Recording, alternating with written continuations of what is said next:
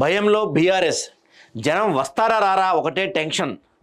Orugallu silver Jubilee వేడుకలు నిర్వహించాలని తొలుత ప్లాన్. జన సమీకరణ భయంతో సభాస్థలి చేంజ్. మేడ్చల్కు షిఫ్ట్ చేయబోతున్నారా? గ్రేటర్ ఎమ్మెల్యేలపైనే భారం. కేసీఆర్ హోదా ఏంటి?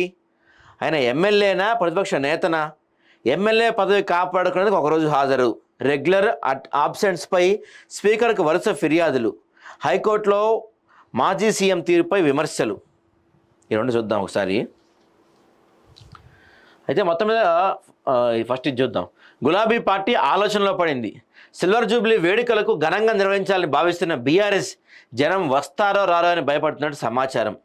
జన సమీకరణపై ప్రత్యేక దృష్టి సారించినట్టు తెలుస్తుంది. వరంగల్లో మీటింగ్ పెడితే ప్రజలు వస్తారో రారో అని భయంతో సభను మేడ్చల్కి మార్చబోతున్నారంట ఆ సభాస్థలిని.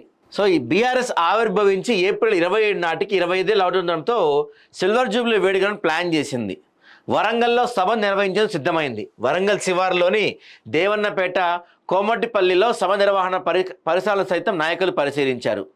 అయితే వరంగల్ సభ ప్రాంతం అందరికీ అనుగుణంగా లేకపోవడంతో సభకు ప్రజలు వస్తారో రారో అని ఆలోచనలో పడ్డారంట. అందుకే సభాస్థలిని మేడ్చల్ షిఫ్ట్ చేసినట్టు తెలుస్తుంది. 5 లక్షల మందితో మీటింగ్. ఏప్రిల్లో ఎండలు ఉన్నాయి. దీనికి తోడు వరి కోతలు సైతం ముమ్మరంగా సాగుతాయి. ప్రజలంతా వ్యవసాయ పనులు నిమగ్నం అవుతారు. ఈ నేపథ్యంలో వరంగల్ అందరికీ అనుగుణంగా ఉండదని, జన సమీకరణ కష్టమవుతుందని నేతలు నిర్ణయించినట్టు తెలుస్తుంది. సభకు 5 లక్షలకు పైగా జనాలను తరలించాలని బీఆర్ఎస్ ప్లాన్ చేస్తుందంట. అసెంబ్లీ, పార్లమెంట్ వరుస ఓటములతో నైరాశ్యంలో ఉన్న కేడర్లో జోష్ నింపాలంటే సభను సక్సెస్ చేయటమే ఏకైక మార్గమని బీఆర్ఎస్ నేతలు చెప్తున్నారు. సభ ఫెయిల్ అయితే పార్టీ నైరాశ్యంలో కూరుకుపోతుందని, రాబోయే స్థానిక సంస్థల ఎన్నికలు, మున్సిపల్ కార్పొరేషన్ ఎన్నికలు ఎఫెక్ట్ పడే అవకాశం ఉంది. ప్రభుత్వం వ్యతిరేకత ఉందని బీఆర్ఎస్ ఇప్పటికే ప్రచారం చేస్తుంది. అందుకే జన సమీకరణ గట్టిగా చేయాలని భావిస్తుందంట. గ్రేటర్ హైదరాబాద్ పరిధిలోని బీఆర్ఎస్ కొంత పట్టుంది. 24 అసెంబ్లీ స్థానాల్లో 16 స్థానాల్లో ఆ పార్టీ విజయం సాధించింది. నిజంగా మరి ఎందుకో తెలియదు కానీ గ్రేటర్ పరిధిలో మాత్రం బీఆర్ఎస్కి మంచి పట్టుందండి. కంటోన్మెంట్ జరిగిన ఉప ఎన్నికల్లో కాంగ్రెస్ విజయం సాధించడంతో 15 స్థానాలకు చేరింది.